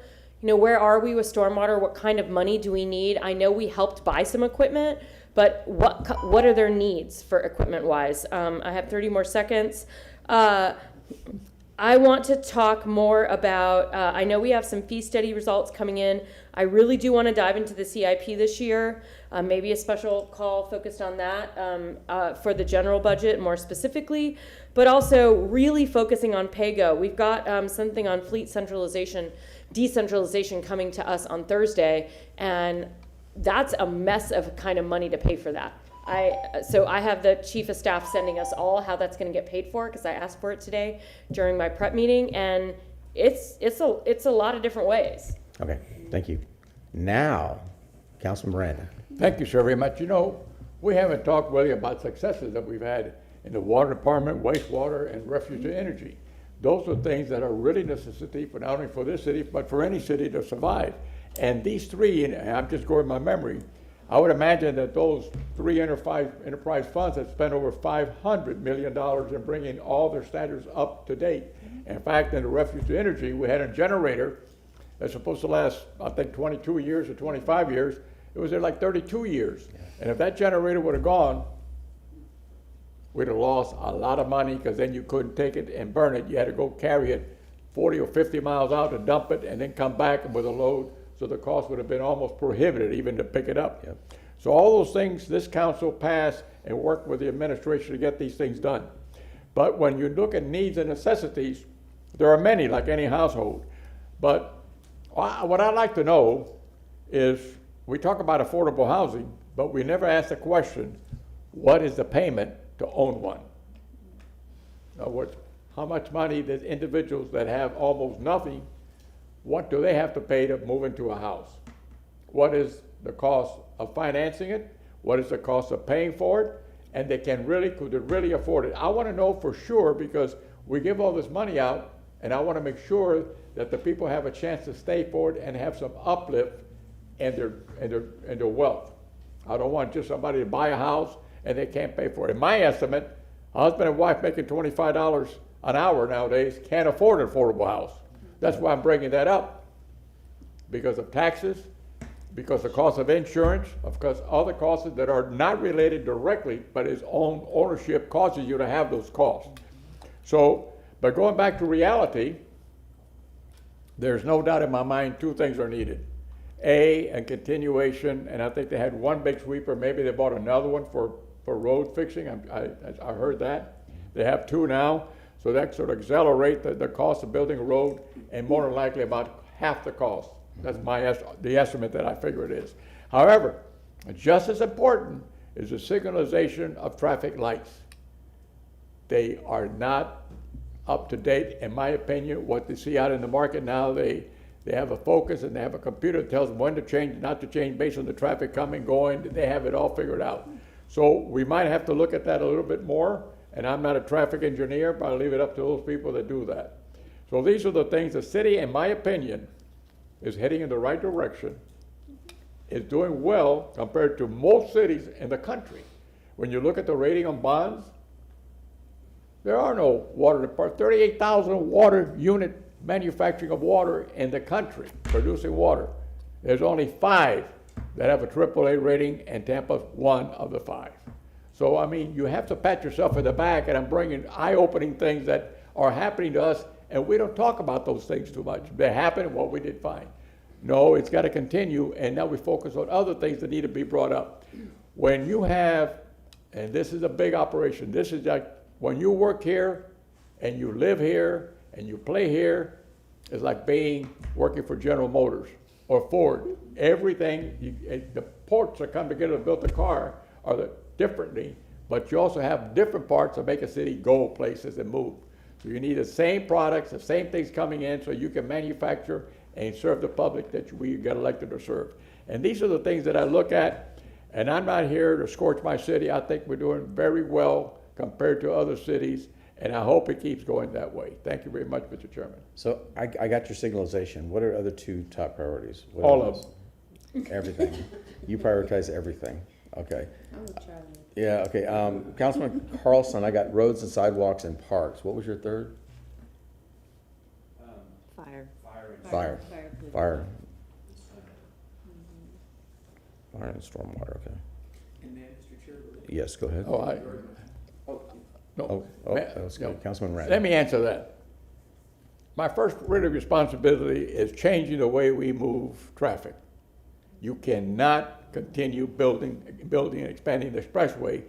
In the last 2 years, we've had, how many strips have changed and widened the expressway? You have got to go to what works, and what works is something we don't have. But you go to the airport, and it works very well there. So what does that tell us? You have to go to a system like that, that's fast, rapid on top, because the streets are so full of cars that I don't care what you bring in, it's not gonna move fast. It's fast enough to make a change in lifestyle. So you have to change, and those systems that they have at the airport are second to none in the world. They're fantastic, they work well, so that's been my second priority after the first three. There you go, okay. I got you there, didn't I? Well, yeah, no, that was good. Well, I was gonna say, I'll go ahead and pitch. I have two that actually, they don't really need to be, but my other's a big one, so I'm gonna, two smaller ones, but I know one's already going, but I wanna make sure it stays in it, that's the Yellow Jackets. You know, we made a commitment, I wanna make sure that stays in this budget, and I think that's, I'd have a consensus from council on that. I'd be remiss if I didn't continue to push for the road repaving, but I agree, and in fact, if you don't do it, I'll do it under new business. Request that update so that we can get a good accounting and what the plan is for the next, basically a CIP for road paving. You know, what is the year 2, 3, 4 look like, and how much do we actually need to accomplish that? So we can do that in new business. Another one, and we don't have to have this, but I want to bring it to y'all's awareness because again, we can't talk about the city hall renovations. What we'll need in 27 is the design phase. So you're going to get you're going to have conversations here shortly with the folks that are looking at this of renovating this floor, and they're going to reach out to you guys to talk about what your wants, needs, and desires are, and how to not move, renovate. Yeah. I think we pretty much eliminated the concept of moving. One, because the ceiling heights. Floor 1, the ceiling heights are not sufficient, and the bathrooms become cost prohibitive, and just trying to do the bathroom. So this is probably, and what this whole floor would look like. And there's a whole design team. So Adriana's will have the design phase in 27, and then whatever comes after that. But I just wanted to bring that to your attention since we're talking about money. One of the things that I do, and I talked to Ms. Kopesky about this too. I'm starting to get concerned because when I first came on council, vehicle replacement was a big thing, and some of our vehicles were really old. But now it seems like the pendulum's gone a little bit too far to the other side. Like maybe we're not getting the full length that we use out of some of these vehicles. I really want to get an accounting of how we're replacing vehicles, because that is an enormous expense. I mean, in our budget, and if we can get 1 more or 2 more years out of a vehicle, it saves us an awful lot of money out of our budget. So I really want to get a good accounting of that, because I am not a subject matter expert on it. I want to have people really talk to me about that, of what we can do, what we can't do with vehicles. But my items, so the big one was with this Yellow Jackets, make sure it's in there. Obviously, the road resurfacing is my number 2. The third item is streetcar. I think what we have to do, we're going to need. This process is moving. I know a lot of people don't see it, but it's moving forward. In 27, we're still not there where we have to have the money, but what I don't want we're going to need $50 million of city money when we come to construction phase. We need to start saving money so we don't have to come up with $50 million in 1 year. So we have to set aside pieces each year to be able to get to that point. I'm thinking it depends on what the budget looks like. If we could get up to $20 million, that would be wonderful. If it has to be less, that's fine. But I don't want to be 3 years from now said, okay, we need $50 million to get the federal and state grants, the matching grants. So we have to be thinking in advance and be able to have, create like a savings account to get to that point so we can have that matching money. And that'll get us to our $200 million streetcar. So our 50 will get us 200. So that's me. Okay. Councilman Vera. Yes, sir. Thank you, Mr. Chairman. And a couple of quick things for Councilwoman Hurtak. The heart strongly support that. I think, again, when you first brought that up, I've always sing your praises for. I think that's great, and I'll be glad to support that again. Again, kind of like talking about the hurricane assistance, which is, it's just good to see a city program that is so narrowly tailored to everyday working class people. It's great, and I'll be glad to support that. One thing I do want to bring up, and I only say this because I brought this up in a land use hearing that we had recently, which is Lincoln Gardens in Carver City. You know, I talked about I talked about doing something like having a motion that the administration advise on what budgetary investments are going to be made in this place, in this community, in this forthcoming budget, and even talking about perhaps a special call meeting in the community after what we saw, because I think that hurt everybody, including on the code as it relates to that community. So I think talking about that's really, really important. So, and it's funny because something was mentioned about South Tampa. There is a lot of similarity between South and New Tampa that a lot of people go, oh, they're doing fine out there. They're doing fine. Yeah, that's the houses. I think that city services in both of those areas leave something to be desired. I think there's some similarities there. So that's all. Thank you. Councilwoman Hurtak. Just to respond to you, Councilman Vieira, my aide, Ms. Sharf, and I are actually working on Carver City and Lincoln Gardens, trying to get a meeting with folks there to talk about transportation issues. So, yes. That did seem to be the big issue, is the mobility, being able to getting in and out of the neighborhood seemed to be a little problem. Yeah, but I mean, you're starting to see, like, it's not just, it's mobility, it's getting people around. How do we get people around the city? Councilwoman Young. No, just to, one, I want to say I'm kind of happy to hear that it seems like amongst us, parks is something that is kind of on everyone's list. And I agree, I think at least two of you said not necessarily, new parks, but just updating some of the parks that we already have. I'm sure all of us have driven past a park and we're like, can we just put some flowers here? Can we fix the fence? Can we repaint something? So I just wanted to make sure to, I think that is awesome. And then I know this is not necessarily budget, but I would really like to see this, a council and administration work together to really really collaborate and utilize our, be innovative and utilizing our partnerships, what grants are available. I don't know what's going to be available, but I would love to see us kind of take that extra step to really look and see what would be available to, right now we're just picking what are our top three, which is hard, but that doesn't mean that we can't look and see what is out there and what is available so that we can get projects done. Because again, we don't know what's going to happen in November, but I think this is a time now where things are moving and there's so many other things that are available to us, and it would be nice for us to be innovative, really look at the definition of innovation and collaboration and really work and see how can we make that work for our city and our communities. And then also, there were a few, you had mentioned the Yellow Jackets. I'm happy that you had mentioned that because that was also on my list. And then I had also had local business support and training. And then you had mentioned something, Councilman Vieira, about, we have a lot of these abandoned buildings. And I would really love to see, how much would it cost to, to get some of these spaces and use them. I've driven past a lot of buildings that I'm like, who owns this? What's happening with this? Can we buy this back and use it for something? So I just wanted to add those few things. Yeah. Okay, Ms. Kopesky, I'm looking at the presentation. It looks like we've covered quite a bit of what you had on all these pages. I think we're almost down to the trying to summarize Yes. the points that you've, I mean, I think clearly there's some direction coming from council tonight. Parks, maintenance equipment seems to be the Resurfacing. top, the cream that has risen to the top. Resurfacing continues, but I think we have to have that accounting to understand what, before we can really commit to that. Back to the moving the traffic as opposed to just. Yeah, and then, well, I think resurfacing, road resurfacing, I think we need to hear from Brandon about what that strategic goal is and what the actual needs are and what we're meeting right now before we can commit to what the actual budget, what, our direction council is gonna take on budgeting there. The other thing was, as Councilwoman Hurtak and Councilman Miranda said, the signalization and then the mobility issues, the larger issues, the mobility, and of course signalization lies underneath that.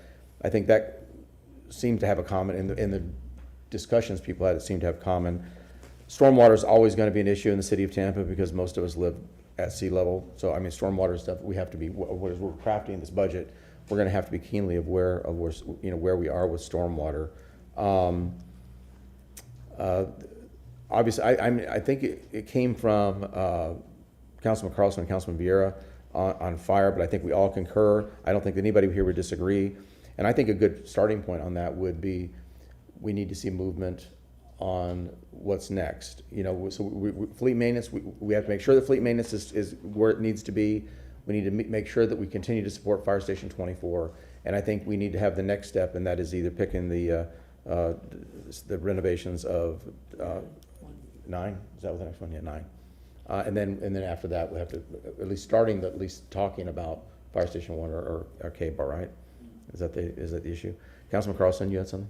Yeah, just to add to that, we talked about it the last time fire union was in front of us, but my recommendation, and I talked to Nick afterwards, I think that just like Joe Greco worked on a plan a few years ago study, I think the firefighters should come up with their own plan, because a year from now we're going to have a new mayor and several new city council members, and what we should do, just like the CIP is a forward look at projects that are going forward.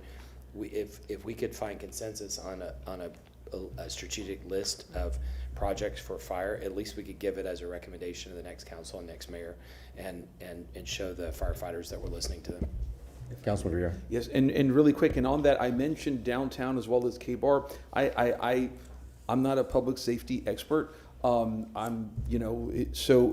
defer to that, to the experts on that. I just cite that as something that's been missing for a long time. I do want to note that seeing Mr. Shelby without a tie rocks my world. It's like seeing Hulk Hogan without a bandana on his head. Woo. So do I need to fan you? I know. I'm shocked. I'm shocked. So I don't want to lose because these are the relatively smaller things. The e-bike grant program, the Tampa Hope. I think as we filter this down, that's kind of like we meet the major needs, and then we can backfill. And again, we talked about Yellow Jackets. So I think this is actually relatively consistent with the 3 years I've been on council. There's not a lot of fresh meat on this bone, but it's so that we're continuing, obviously. So the strategic goals of this council seems to be consistent with what we've been doing. I'm pretty comfortable with that as far as the spitballing tonight. Is there anything that you feel like it hasn't been said that you want to share with everybody? There's a couple of things we need to discuss. I don't know if it's too early for this. Do we want to put dates on these, the workshops? Or we can do that another time, but just maybe start thinking about that. Councilwoman Hurtak. I would ask Ms. Kopesky to work with the finance department to come up with so we can block. So we have these on our schedules. Right. So if you could bring up the presentation again, and I know we're trying to keep on track and get public comment, but I just want to make a couple comments about that slide. Okay. So there we are. We've moved past this. For those of you that have, the desire to look at this, this was intended simply to highlight some examples of those smaller items that may really not be the best use of debt. We can come back to that conversation, don't need to have it. So there are additional pages in here I know we're trying to kind of move through. So last year was the first year that we introduced the 3 workshops. Subtle clarification in here that I want. So in the general fund discussion, which is a large bulk of money, what we did not do is we didn't really tease out the largest players of that. And so the subtle shift here is that the departments you see listed are the ones that make up the bulk of the spending, and thus I will be working with Revenue and Finance, assuming everyone agrees, to actually come up with a refined presentation for those groups so that there's an opportunity to really talk through some of the more important items related to their operating expenses and their capital. The other areas were already presented within their respective workshop. And then in the case of the third one, which was just stormwater, I do believe that's a good third workshop to continue to have. Clearly, we've talked about that as a priority. But in light of the conversation, having transportation as part of that seemed to make sense, and that was the recommendation. So I just wanted everyone to see that before I do start officially working with Revenue and Finance. So any Councilman concerns Carlson, or did you- comments on that? I want to see something else not directly related to this. Okay. Okay. Councilwoman Hurtak? No, I just wanted to say thank you so much for adding transportation because it's pretty clear that that's a conversation we all want Priority. to have. Yep. And by transportation, obviously that is all the mobility Yes. things, including the sidewalks and the paving. Yes. And just kind of Signalization. yeah, I know signalization was the number one, but I was talking about all the other smaller things that fall under that. So Yep, it would be the- I think this is a great idea. Thank you. Okay. Okay, and you'll work with the finance to come up with Yes, dates for us? CFO and his Councilman team. Carlson? Could I just ask you to go back to the Yes. first slide, Yes. please? Oop. I just want to point out, Mr. Chair, if we were writing the goals de novo based on that list, it wouldn't look. Oh, wait, like- are we talking about here? Yeah, it wouldn't look like this. Mm-hmm. We can force feed these in here, but it wouldn't look like that, so. Yeah. Well, you know, it's interesting, I don't know if you guys have seen because they're not intuitive. If you look at the breakdown of them, But still, Yeah, the words are not, Yeah. you can force feed them in this, but you wouldn't write it like this, because strategic goals should be written for everyone in the organization to understand, and to understand what their direction is. But if you said parks, like where does that go exactly? You can force it under one of them. The same thing with fire, where would you put it? Right. And so this is what the administration has set, so we'll put ours underneath there. Hopefully they'll support it, but I think I don't ideally the administration will work collaboratively with city council to set the goals, and then from that we would decide the budget and work together going forward. Okay, good. Okay, does anybody else have any comments, or do you feel comfortable? Do you feel like you have enough information to proceed forward? Yes. Yep, okay. Can I say one last thing? Sure, go ahead. Just a reminder, I have to go to an important constituent That- meeting in 5 minutes. And for anybody I don't hear in the public, I promise to watch it on video later. I will listen to what you have to say. And so what the plan of action now is we will have public comment on the workshop item, and then we will finish with new business, and that's it. Okay, if you want to speak to this item? His birthday's tomorrow. Mr. Michelini? Good evening, Steve Michelini. A couple things. You haven't talked about the loss of ad valorem as a result of the storms, and you need that number from the property appraiser's office as an estimate before your budget can even begin. When you talk about safe streets, you really have to be careful, because in the minds of mobility, it means narrowing streets and putting on-street parking, which adds to your congestion. It's not relieving congestion, as Mr. Miranda pointed out, or the signalization. A narrower street means more congestion. Bonds are a credit card. You don't issue bonds to pay off another bond that you had in the past. It's not reasonable, it's not financially responsible to issue a bond to pay off another bond and then living off of the bond for your operational and your normal expenses. Just because you have the capacity for a bond doesn't mean you should use it. And narrowing the streets, fundamental needs need to be a priority and not necessarily coming out of another bond issue. A single-family house, as I think we've said this before, a single-family house for construction pays $25,000 in fees, and so that adds to making housing less affordable. So just be careful about adding additional fees to the construction of houses. Legacy projects and vanity projects need to be deferred, especially now that you're going to have less revenue to use for operational expenses. You cannot live off of bonds, and which apparently we've been doing. Salary caps, we've talked about this before. Consider salary caps for senior administrators so that you don't have these exorbitant salaries. I'm not saying that they don't deserve fees, but these cost increase over and above on these high salaries is probably not a good idea. And when you talk about Tampa Hope and you talk about housing, one of the elements that you're forgetting about is food. A lot of the people that go to the these shelters, and you know that I volunteer for that every Saturday, that's not about housing. That's about feeding people who need food and can't afford food. So that's an important element of servicing those who are less fortunate. Parks, mobility, all the rest of the criteria that you talked about are great. When you talk about stormwater, let's look at the maintenance of stormwater and not the construction of new projects which bypass the existing infrastructure. It's very important to get the infrastructure repaired that you have in place so you have a baseline and you know what you need. Thank you very much. Steve, I have a question for you. You said bonding to pay off bonding. I know we bond and pay off higher interest rate bonds with bonding, but what are you talking about with that? I noticed at the presentation last week that Dennis Regario talked about issuing new bonds to pay off old bonds. Well, because they have short term, then they roll them into longer term. I understand that, but it seemed like they were piggybacking and combining bonds. Okay, I'll look into it. Thank you. From different areas, and it just seemed like it was. We are very fond of issuing a new bond, and I know that when it comes to council, we won't be just me, but other people will be looking at that and commenting about what are we doing here. The bonds are debt. They simply are debt, and you don't issue another credit card or apply for one to pay for an old credit card. Okay, thank you. Appreciate it. Thanks. Okay, next speaker. Start with your name. You have 3 minutes.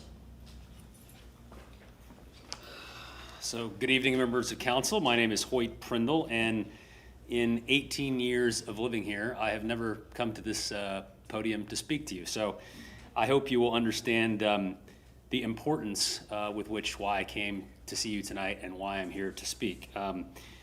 As many of you know, I am on the Budget and Finance Committee for the city, and Andy and Stephanie got up here and we had a discussion about the Rays baseball stadium. And I felt it was important to come tonight and kind of clarify my thoughts. And in fairness to the committee, not all of these thoughts have been shared with them. It's a function of having thought more about this issue and having read a lot of Facebook comments and seeing that the public discussion is kicking up further about this. But I think it's very important that for this council, when it comes to the stadium, to not let prejudgment, personal interest, or false narratives color the decision, the very important decision that you all have to make. I live in West Tampa, so this project affects me personally. And having talked with some other homeowners in the area, there's a lot of excitement about the project. There's a lot of uncertainty, and that's why we do due diligence. That's why we go through a process to determine what's actually going to happen with this project. In doing some additional reading on my own, one of the things that I was surprised to learn was that the overall economic output from this project is estimated by RCL Co., which is the outside third-party entity that did the economic performance, is estimated to be at $34 billion over the life of the project and 12,000 permanent jobs. And for an area like Drew Park, that's very important. Drew Park came into the city, probably as only Councilman Miranda knows, in 1954. And if you go down there and you walk that neighborhood, you will see that a lot of it has not been touched from an infrastructure perspective, probably since 1954 when it came into the city. This particular project, if it were to go through, is probably the only project of its kind that could deliver some real substantive change to Drew Park from an infrastructure perspective, given that there's not a whole lot of projects that are beating the door to go in there. And you got 30 seconds. Thank you. The two other important parts, obviously there'll be a lot of tax revenue generated if this project were to go through, but also importantly the benefits to Hillsborough College.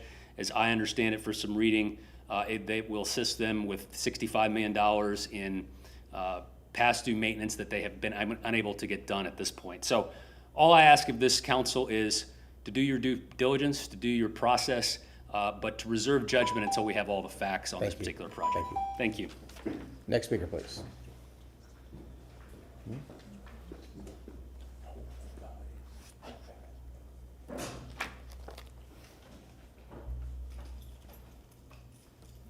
This is 52 pages to answer 2 questions. Transparency. Start with your name. Stephanie Pointer. Queen of South Uganda. Yeah, no. I'm just the person who keeps powerful people accountable. Bottom line is that it took us 52 pages to answer 2 questions. That's neither transparent nor is it accountable. And, you know, this budget is gonna be 1,000 pages, which I've read the last couple of years. I didn't read all of it last year, but the bottom line is that we always, it's amazing how we start moving the shells around and money pops up to pay for things that people who are sitting up there didn't want, but they all work in the city. So I just, you know, I just want to, I want you guys to get what you think is important for the citizens, but I want to make sure that it actually happens, because you guys have asked for things in the past, like fire stations and money for the NAACP, and then not squat gets done. And that's what really bothers me, is somebody blowing smoke up my butt and telling me that, oh, we're gonna get it done, and then it still doesn't happen years and years later. And, you know, I would say that this is the most important budget. I'm glad we're having this conversation now, but this is gonna be the most important budget that you guys have ever done, to include Charlie, who's been here forever and a day, because we don't know where we're going. We have no clue. And, you know, I'm just so tired of this not being extremely transparent. 2 questions, 2 5th grade math questions. Has a lot of zeros behind it, but they're 2 5th grade math questions. My 5th graders could always do those. How much do we owe?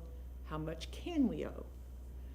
And, you know, Andy, Joe, and I are not politically aligned, but I'm going to be honest with you. I don't believe in debt. I don't have any debt. None. Not a penny. And I don't believe that we should be out spending money that we don't have. And I have to agree, I actually asked Hager last week, what happens to the old vehicles that we don't use anymore? Where do we get any money back from that? There are so many ways that this city bleeds money that we're not paying attention to. We don't pay attention to the ways that we are bleeding money.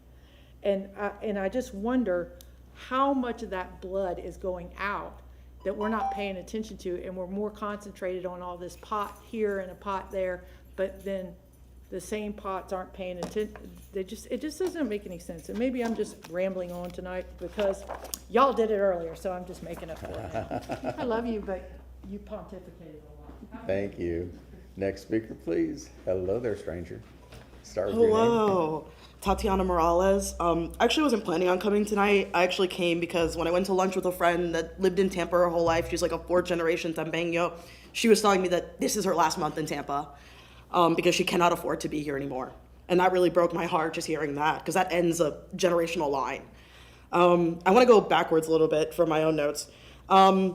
Food access. I forgot who brought up food access, but I actually think that's becoming more and more important as SNAP cuts are imminent. There's going to be more and more people. If you go to any Food Not Bombs, any Feeding Tampa Bay, any of these places, you see the lines are getting longer and longer. And it's more families, it's more younger people that should be able to afford it, they can't anymore. So seeing how can we move forward those plans that you guys have talked about with Sulphur Springs, but also looking at East and West Tampa, because I've heard from West Tampa businesses that they just take the burden. They just end up feeding people themselves. And these are businesses that don't have that extra revenue to do that. So maybe there's partnerships that can be built there.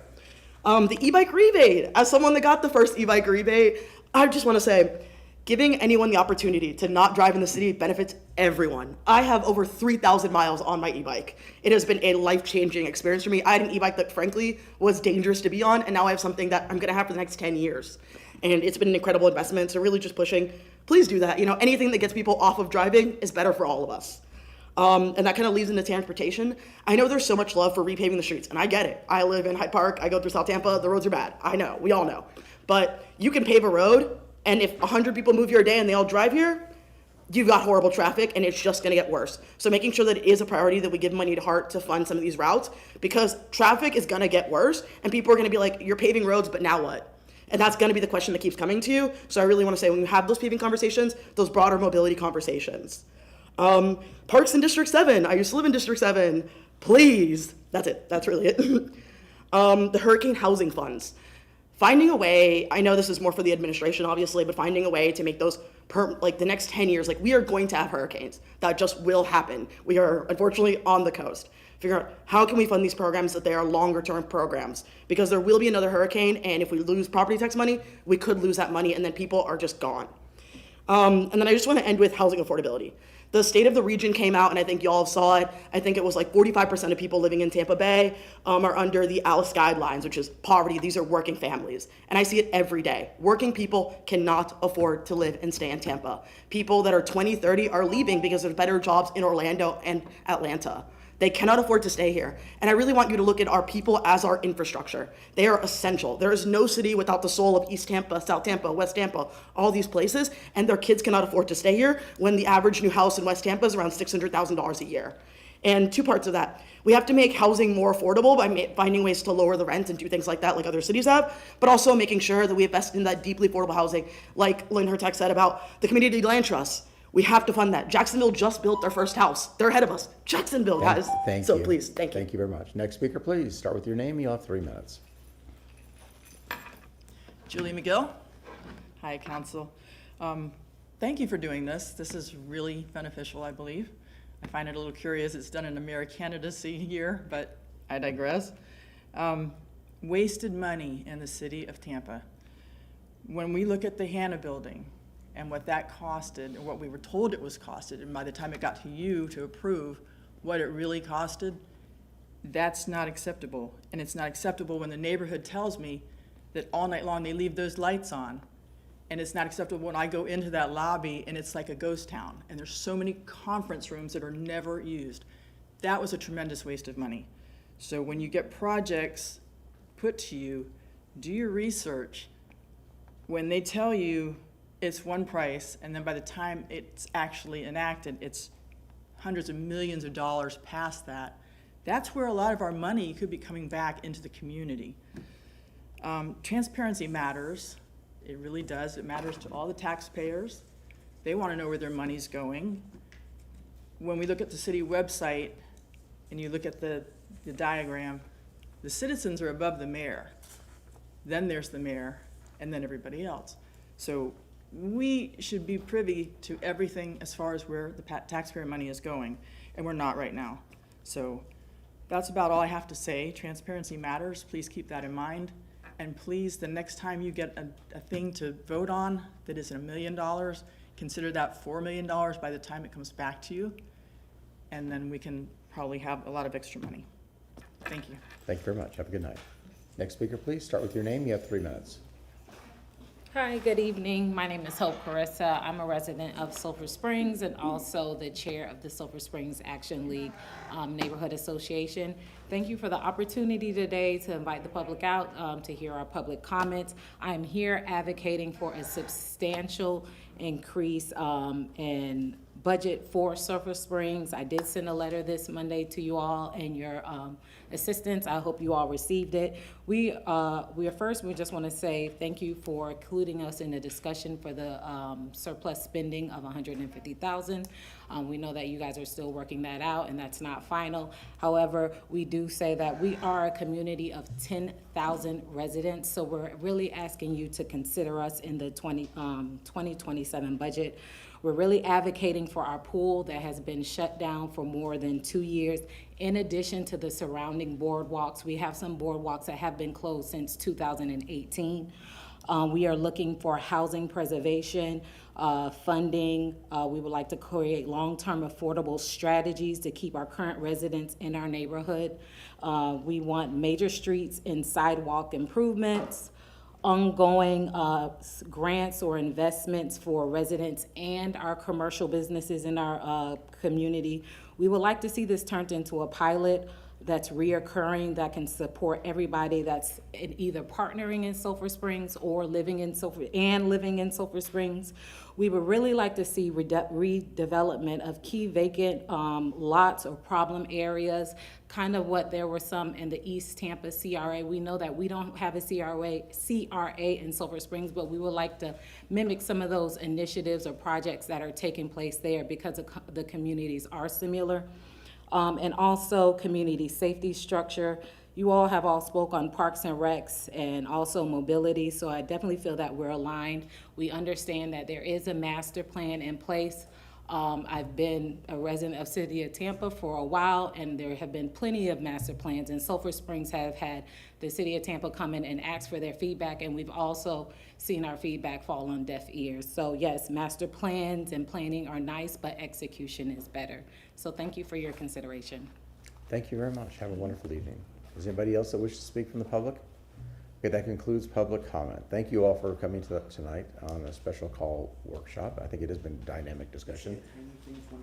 20 seconds. Yes, sir. 19, 18. I was going to say that Sulphur Springs was mentioned right now in a CRA. I tried to push for that a little while ago. I would just say, if I may, because I can't say this in private, that Councilwoman Young, you're, God willing, going to be here for many, many years, and I would just say, give them hell on that issue because they need it. That's all I'm going to say. That it's a scandal that they don't have a CRA. But that's all. Thank you. Okay, well, I'll go right to you for new business. Councilman Vera? I don't believe I have anything. However, there is, I'm going to be doing a memo on the request for an ordinance on the public safety master plan. I'm meeting with the administration on some issues on that, and I'm going to be pushing that to March 26th. But I'll do it by memo on Thursday, just FYI, but thank you. Okay, very good. Councilwoman Young. I did have a motion, but I want to, what's the word I want to use? I want to do it again and come back on Thursday to make that motion. I want to do some rewording with it to make sure that it's precise and succinct and so we don't have any questions. But it'll be in regards to the Sulphur Springs Neighborhood Action Plan because they just finished it. So I do want staff to be able to come back and present it to us, but I want to make sure I have all of my details together first. We'll take the IOU. Thank you. Very good. Thank you. Councilwoman Hurtak. I don't have anything, but on that, I obviously, she already left, the woman from Sulphur Springs, but talking about all of the money that we do have for those boardwalks and for the pool. I know there was another community member who was having a meeting with Mr. Fowler today about it, so just, maybe throwing some of that in there too. Yeah, so that's why I was like, I want to reword this. I can really be. I mean, Sulphur Springs has not been lost on this council. No, I don't think so, not at all. I appreciate you all. Councilman Miranda, new business? I'm just turning in my electric bill. Yeah, turn your mic on. Well, it was. People at home want to hear you. Pardon me? People at home want to hear you. It was $15.33 a month before, and this month it went up to $19.53. Wow. My goodness. Well, Okay. solar does work. Okay, Chair Clendenin. Let's see, I have Oh, two wow. motions. Okay. A request that the Planning Commission staff, in conjunction with city legal and city planning, research ways other local governments use to restrict comprehensive plan amendments to the entitlements approved in the plan development rezoning and outline the impacts of utilizing similar approaches in the city of Tampa and come back with a written and in-person report to City Council on June 18th, 2026, and has been coordinated with all the above. Okay. Wow. So we have a motion. Very interesting. I was at the Land Development Code kickoff last night, and we did quite a bit of conversation about planning, about the comp plan. So Good. this is good. Good. So we have a motion from Chair Clendenin, a second from Councilman Maniscalco. All those in favor? Aye. Any opposed? Okay. Okay, the next is a motion for an off-site commendation to recognize this year's National Crime Victims' Rights Week, which will be occurring April 19th through April 25th. Second. Okay, I have a motion from Chair Clendenin, a second from Councilmember Miranda. All in favor? Aye. Any opposed? Okay, and I'm going to be like Councilwoman Young. I said I was going to make that request about paving, and then also I want to, there's a couple other things I want to flush out before the vehicle replacement. I'll bring that back on Thursday, and I'm thinking what we'll do is add this to ask the reports to come to these budget workshops. I would recommend having them come before so we have a chance to look Okay. at them beforehand. But also, I did a great tour with Miss Kalina and her department Mhm. where we talked about all of that, saw all the stuff they're doing. They do sell those cars. Right. I mean, there's a lot to it. So I just feel like that no, pendulum I think swings. I think Yeah. it's great, Right. and I don't disagree. It would be a good thing to talk about, but I Right. know she has all sorts of information for you. So I definitely I like both of those, and I just want to say I like how both of you are going to talk to staff members before. That's one thing we've been trying to do. I think it's nice to see it in practice. One other thing, we have a special call CRA meeting on Friday. The bulk of that meeting was supposed to be on the agreement, the service agreement. No.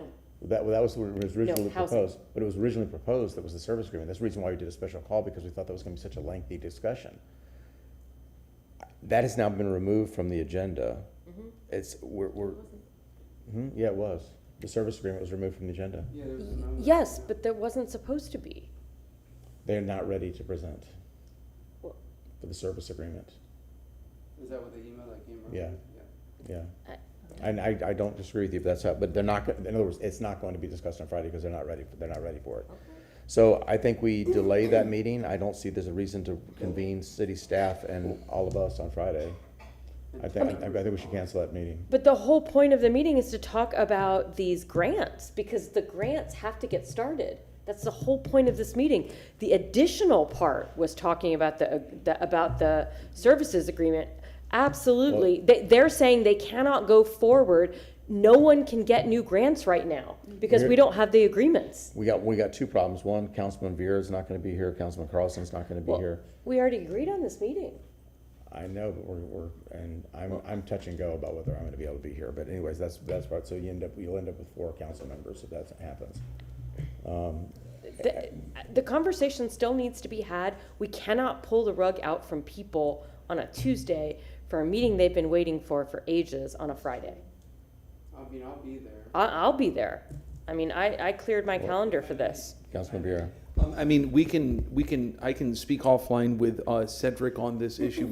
It was my mistake, guys. I promised this county event that I would go be one of their speakers at something for the 35 years of the Gulf War, and I didn't send it to my aide to be properly calendared, and they sent me a text today going, "Hey, you coming?" I went, "Oh yeah."